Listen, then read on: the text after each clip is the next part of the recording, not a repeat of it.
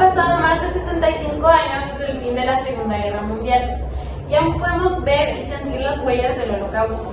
Son marcas en la historia, en la memoria y en la conciencia colectiva. Hoy en este espacio nos proponemos recorrerlas, comprenderlas y reflexionar sobre su impacto en el presente. Para este recorrido contamos con voces que nos ayudarán a mirar este proceso desde distintos ángulos.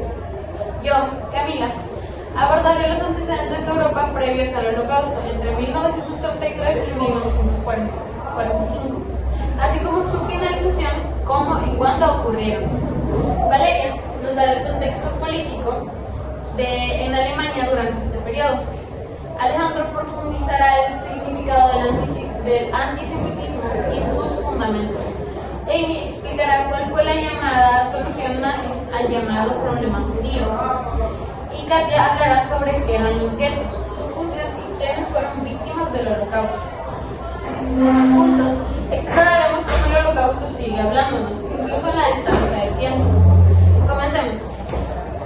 Para entender el Holocausto hay que remontarse a la situación de Europa después de la Primera Guerra Mundial entre 1914 y 1918. Según el Museo del Holocausto en Estados Unidos, el Tratado de Versalles, firmado en 1919, dejó a Alemania en una crisis económica profunda, con hiperinflación y desempleo masivo. Esta inestabilidad fue un caldo de cultivo para el surgimiento de movimientos extremistas. En 1933, Hitler llegó al poder y con él llegó el régimen nazi, que impuso políticas racistas y antisemitas que marcaron el camino hacia el genocidio. Pero para comprender cómo llegamos a este punto, Valeria, ¿nos puedes explicar el contexto político que permitió este régimen? Claro, Camila. La llegada de Hitler al poder en enero de 1933 fue un punto de inflexión. Según la Enciclopedia Británica, el Partido Nacionalsocialista implementó rápidamente un sistema de control totalitario. Se eliminaron otros partidos políticos, se instauró la censura y se usó la propaganda masiva para controlar la opinión pública. El régimen nazi promovió un nacionalismo extremo y racista, con la idea de la superioridad aria y la necesidad de purificar a Alemania de elementos extraños. Esto creó un ambiente donde las leyes antisemitas, como las leyes de Nuremberg en 1935, que negaban derechos civiles a los judíos, se aplicaron sin resistencia. Alejandro, cuéntanos sobre el antisemitismo, que fue la base ideológica de estas políticas.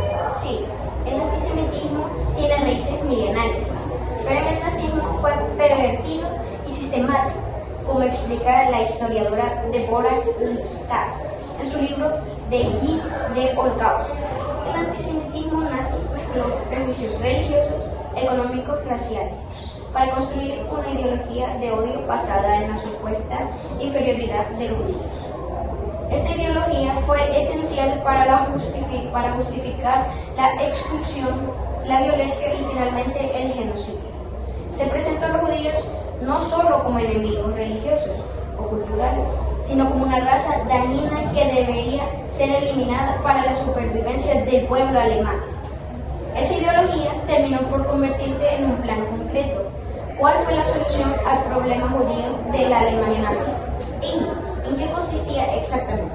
Por supuesto, la solución que implementó la Alemania nazi para el llamado problema judío consistió en un plan meticuloso y organizado para eliminar a la población judía de Europa.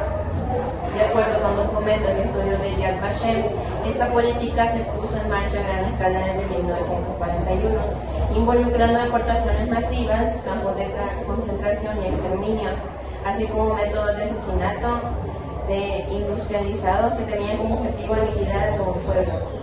Esas instalaciones emplearon técnicas industriales para asesinar a millones de personas, como el uso de cámaras de gas, trabajos forzados, experimentos médicos y la inanición.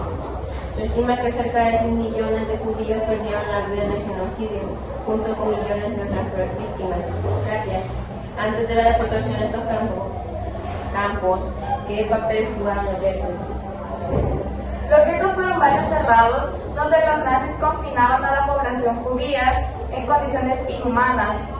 Según el Museo Judío de Berlín, ciudades como Varsovia, Lodz y Cracovia tuvieron guetos donde las poblaciones vivían amontonadas, con poca comida, sin atención médica y expuestas a enfermedades.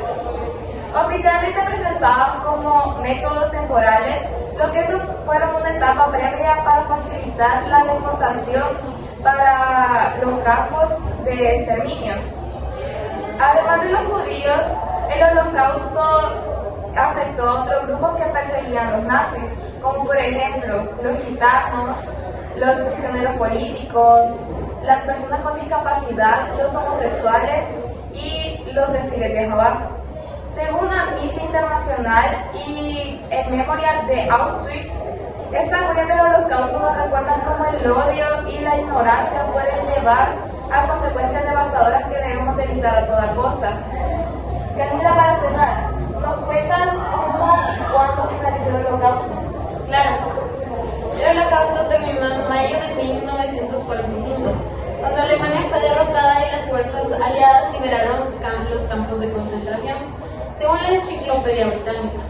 Pero aunque terminó hace más de 7 décadas, sus huellas siguen vivas en la historia y en la mayoría de nosotros. Nos recuerdan una y otra vez lo fundamental que es defender la dignidad y los derechos humanos.